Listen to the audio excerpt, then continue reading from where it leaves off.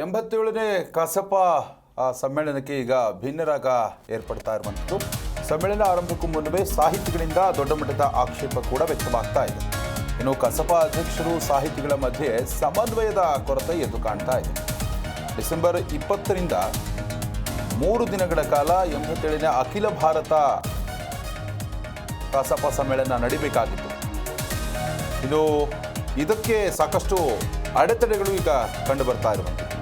ಸಮ್ಮೇಳನ ಆರಂಭಕ್ಕೂ ಮುನ್ನವೇ ಸಾಹಿತಿಗಳಿಂದ ದೊಡ್ಡ ಮಟ್ಟದ ಆಕ್ಷೇಪ ವ್ಯಕ್ತವಾಗ್ತಾ ಇದೆ. ಕಸಪ ಅಧ್ಯಕ್ಷರು ಅದೇ ರೀತಿಯಾಗಿ ಸಾಹಿತಿಗಳ ಮಧ್ಯೆ ಸಮನ್ವಯದ ಕೊರತೆ ಇಲ್ಲಿ ಎದ್ದು ಕಾಣ್ತಾ ಇದೆ. ಇದಕ್ಕೆ ಕಾರಣಗಳೇನು ಅನ್ನೋ ಒಂದು ವಿಷಯಗಳು ಕೂಡ ಈಗ ಚರ್ಚೆಗೆ ಬರ್ತಾ ಇರುವಂಥದ್ದು. ಸದ್ಯಕ್ಕಂತೂ ಕಸಪ ರಾಜ್ಯಾಧ್ಯಕ್ಷ ಮಹೇಶ್ ಜೋಶಿ ಮಾತಿಗೆ ಜಿಲ್ಲಾ ಸಾಹಿತಿಗಳು ಅಪಸ್ವರವನ್ನು ಎತ್ತಿದ್ದಾರೆ. ಕಸಪ ರಾಜ್ಯಾಧ್ಯಕ್ಷರ ಭಾಷಣ ಮೊಟಕುಗೊಳಿಸಿ ಸಭೆಯನ್ನು ಅಂತ್ಯ ಮಾಡಲಾಗಿದೆ. ಇನ್ನು ಸಚಿವರ ಮುಂದೆಯೇ ಕಸಪ ಅಧ್ಯಕ್ಷರ ಜೊತೆ ಮಾತಿನ ಚಕಮಕಿ ಕೂಡ ನಡೆದಿರುವಂಥದ್ದು. ಸಚಿವ ಎನ್ ಚಲುವರಾಯಸ್ವಾಮಿ ಅಲ್ಲೇ ಇರ್ತಾರೆ, ಅವರ ಅಧ್ಯಕ್ಷತೆಯಲ್ಲೇ ಸಭೆ ನಡೀತಾ ಇರುತ್ತೆ. ಆ ಸಭೆಯಲ್ಲಿಯೇ ಈ ರೀತಿಯಾದಂತಹ ಗದ್ದಲ ಏರ್ಪಟ್ಟಿದೆ. ಇನ್ನು ಒಮ್ಮತ ಮೂಡದ ಹಿನ್ನೆಲೆಯಲ್ಲಿ ಗದ್ದಲದಲ್ಲೇ ಈ ಸಭೆಯ ಮುಕ್ತಾಯವಾಗಿರುವಂಥದ್ದು.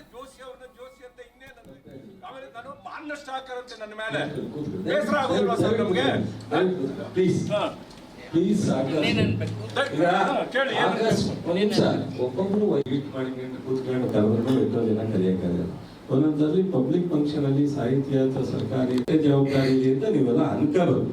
ಅವಾಗ ಇದಕ್ಕೆಲ್ಲ ಪರಿಹಾರ ಸಿಗುತ್ತೆ.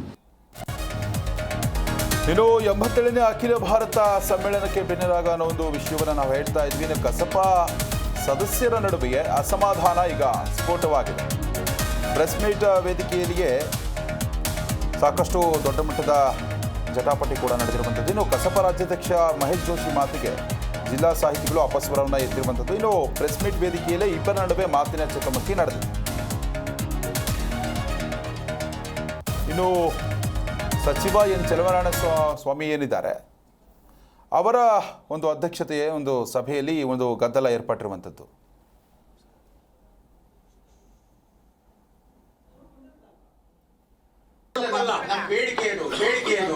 ಆಗ್ಬೇಕಾಗಿರ್ತಕ್ಕಂಥದ್ದನ್ನು ಮಾಡಿ ಅಂತ ಕೇಳ್ತಾ ಇದ್ದೀವಿ. ಅದನ್ನು ದಯಮಾಡಿ ತಪ್ಪು ತಿಳ್ಕೊಳ್ಬೇಡಿ. ನೀವು ಆದೇಶ ಮಾಡಿದ್ರು ತಗತೀವಿ ಅಂತ ಹೇಳಿದೆ, ಅಭಿಪ್ರಾಯ ಅಲ್ಲ. ಇನ್ನೇನು ಅದಕ್ಕೆ ಶಂಕರಗೌಡರು ಹೇಳುತ್ತಾರೆ. ಕೃಷ್ಣಗೌಡ್ರೆ ನಿಮ್ಮ ಅಭಿಪ್ರಾಯ ಒಂದು ನಿಮಿಷ. ನಾನು ಮುಖ್ಯಮಂತ್ರಿಯವರ ಅರ್ಜೆಂಟ್ ಕುರಿತು ಬರೋಕ್ಕೆ ಈ ಸಾಹಿತ್ಯ ಸಮ್ಮೇಳನದ ಧ್ವನಿ ಏನು, ಈ ಸಮ್ಮೇಳನದಿಂದ ಜನ ಏನು ಗ್ರಹಿಸ್ತಾರೆ, ಅಥವಾ ಜನ ಸಾಹಿತಿಗಳ ಕುರಿತು ಏನ್ ಮಾತಾಡ್ಕೋತಾರೆ, ಅದು ಬಹಳ ಮುಖ್ಯವೇ ಹೊರತು ನಾವು ಊಟ ಚೆನ್ನಾಗಿ ಹಾಕಿದ್ವ, ಎಲ್ರಿಗೂ ಊಟ ಸಿಗ್ತಾ, ಇವ್ಯಾವು ಬಹಳ ಮುಖ್ಯ. ಆಮೇಲೆ ನಾನು ಬಹಳ ವಿನಯದಿಂದ ಈ ಮಾತನ್ನು ಹೇಳ್ತೀನಿ. ಸಾಹಿತ್ಯದ ಪರಿಭಾಷೆ ವಿನಯ. ನಮಗೆ ಭಿನ್ನಾಭಿಪ್ರಾಯ ಇದ್ದಾಗಲೂ ಅದನ್ನ ಗೌರವದಿಂದ ಮಂಡಿಸಬೇಕು ಮತ್ತು ಭಿನ್ನಾಭಿಪ್ರಾಯ ಇಟ್ಕೊಂಡು ಪರಸ್ಪರ ಗೌರವ ಇಟ್ಕೊಳ್ಬೇಕು ಅನ್ನೋದನ್ನ ನಮ್ಗೆ ಹಿರಿಯರೆಲ್ಲ ಹೇಳ್ಕೊಟ್ಟಿದ್ರು. ಯಾಕಂದ್ರೆ ನಾವೇನಾದ್ರೂ ಚರ್ಚೆ ಮಾಡ್ಬೋದು, ನಾವೇನಾದ್ರೂ ಮಾತಾಡ್ಬೋದು, ಹೊರಗಿನಿಂದ ಜನ ನೋಡ್ತಿರ್ತಾರೆ, ಅವ್ರು ನಮ್ಮ ವಿಷಯದಲ್ಲಿ ಬೇರೆ ಮಾತಾಡೋದು, ಇವರೇ ಕಚ್ಚಾಡ್ತಾರೆ. ನಾನು ಒಂದು ಮಾತನ್ನು ಹೇಳ್ತೀನಿ, ಪ್ರಸ್ತುತ ಆಗಲಾರ್ದು ಮಾಡ್ಬೇಕು ಸರ್. ಇಂದ ಯಾಕೆ 300 ರೂಪಾಯಿ ಇತ್ತು, ಆ 300 ರೂಪಾಯಿ ಪ್ರತಿನಿಧಿ ಶುಲ್ಕಕ್ಕೆ ಇಳಿಸ್ಬೇಕು ಸರ್. ಸರ್ಕಾರದ ಕೂಡ ದುಡ್ಡು ಕೊಡ್ತಾ ಇದೆ. ಹಂಗಾಗಿ ದಯಮಾಡಿ ಪ್ರತಿನಿಧಿ ಶುಲ್ಕ ಹೆಚ್ಚಳ ಆಗೋದು ಬೇಡ. ನಮಸ್ಕಾರ. ಕೃಷ್ಣಸ್ವಾಮಿಗೆ ಸಾಹಿತ್ಯ ಸಮ್ಮೇಳನದ ಅಂಗವಾಗಿ ಕೃತಿಗಳನ್ನು ಹೊರಗಡೆ ತರ್ತಾ ಇದ್ದೀರಿ. ಅದು 80 ಪುಟಗಳಿಗೆ ಸೀಮಿತ ಮಾಡಬೇಡಿ. ಒಂದು. ಎರಡನೆಯದು ಸಾಹಿತ್ಯ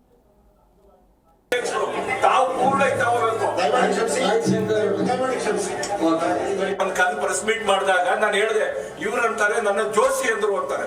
ಅರೆ ಜೋಶಿ ಅವ್ರನ್ನ ಜೋಶಿ ಅಂತ ಇನ್ನೇನಂದ್ರೆ ಆಮೇಲೆ ನಾನು ಮಾನಷ್ಟ ಹಾಕರಂತೆ ನನ್ನ ಮೇಲೆ ಬೇಸರ ಆಗೋದಿಲ್ವ ಸರ್ ನಮ್ಗೆ? ಪ್ಲೀಸ್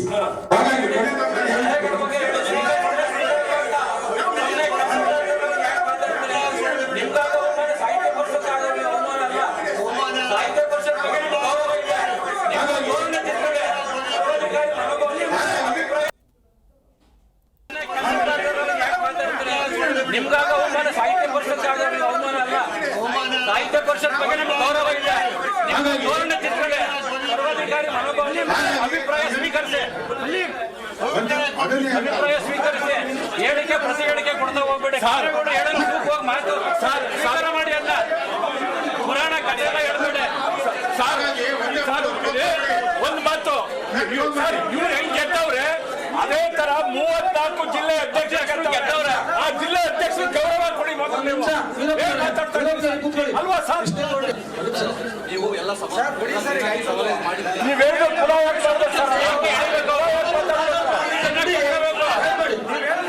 ಅಭಿಪ್ರಾಯಗಳನ್ನ ತಗೋಬೇಕು, ಯೋಗ್ಯವಾದ ಅನುಷ್ಠಾನ ಮಾಡಬೇಕು.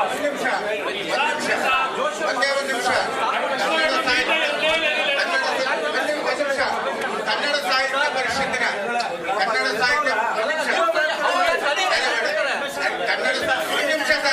ನಾನು ಅವರ ಕರ್ತವ್ಯದ ಬಗ್ಗೆ ಮಾತಾಡ್ತೀನಿ. ಕನ್ನಡ ಸಾಹಿತ್ಯ ಪರಿಷತ್ತಿನ ಒಂದು ನಿಮಿಷ ಸರ್. ಕನ್ನಡ ಸಾಹಿತ್ಯ ಪರಿಷತ್ತಿನ ಮುಖ್ಯವಾಗಿರ್ತಕ್ಕಂಥ ನಿಮ್ಗಾಗ ಅವಮಾನ, ಸಾಹಿತ್ಯ ಪರಿಷತ್ ಅವಮಾನ ಅಲ್ಲ. ಸಾಹಿತ್ಯ ಪರಿಷತ್ ಬಗ್ಗೆ ನಿಮ್ಗೆ ಗೌರವ ಇಲ್ಲ. ಧೋರಣೆ ತಿಳ್ಕೊಳ್ಳಿ, ಸರ್ವಾಧಿಕಾರಿ ಮನೋಭಾವನೆ, ಅಭಿಪ್ರಾಯ ಸ್ವೀಕರಿಸಿ, ಅಭಿಪ್ರಾಯ ಸ್ವೀಕರಿಸಿ. ಹೇಳಿಕೆ ಪ್ರತಿ ಹೇಳಿಕೆ ಕೊಡ್ತಾ ಹೋಗ್ಬೇಡಿ. ಹೇಳಲು ಹೋಗಿ ಮಾತು ಸಾಗರ ಮಾಡಿ ಅಲ್ಲ, ಪುರಾಣ ಕಥೆ ಎಲ್ಲ ಹೇಳ್ಬೇಡಿ. ಒಂದು ಮಾತು, ಇವ್ರು ಹೆಂಗ್ ಗೆದ್ದವ್ರೆ ಅದೇ ತರ 34 ಜಿಲ್ಲೆ ಅಧ್ಯಕ್ಷರು ಗೆದ್ದವ್ರೆ. ಆ ಜಿಲ್ಲೆ ಅಧ್ಯಕ್ಷರು ಗೌರವ ಕೊಡಿ ಮೊದಲು ನೀವು. ಅಲ್ವಾ ಸರ್? ನಿಮ್ಗಾಗ ಅವಮಾನ, ಸಾಹಿತ್ಯ ಪರಿಷತ್ ಅವಮಾನ ಅಲ್ಲ. ಜಿ ಕನ್ನಡ ನ್ಯೂಸ್ ಈಗ ನಿಮ್ಮ ಮನೆಯಲ್ಲೇ ನೋಡಿ. ಎಲ್ಲ ಕೇಬಲ್ಗಳಲ್ಲಿ ಈಗ ಲಭ್ಯ. ನಿಮ್ಮ ನೆಚ್ಚಿನ ಜಿ ಕನ್ನಡ ನ್ಯೂಸ್ ಈಗ ಸನ್ ಡೈರೆಕ್ಟ್ ನಲ್ಲಿ number 292, Tata Play number 1664, Jio TV number 1334, NXT digital number 30, In cable number 30, City Networks 51, U digital number 162, GTPL number 17, Rockline telecommunications number 42, Shri Basaveshwara cable number 168, rural cable network 60, Vinayaka digital 57, Abhishek cable 821, City channel 53, Siddeshwara cable network 57, ವಿ4 digital Infotech 628, Surya digital networks 53, Gajanan digital number 836, Malnad Infotech private limited number 56, Metrocast number 830, Victory digital number 167ರಲ್ಲಿ ನೋಡಿ ಆನಂದಿಸಿ.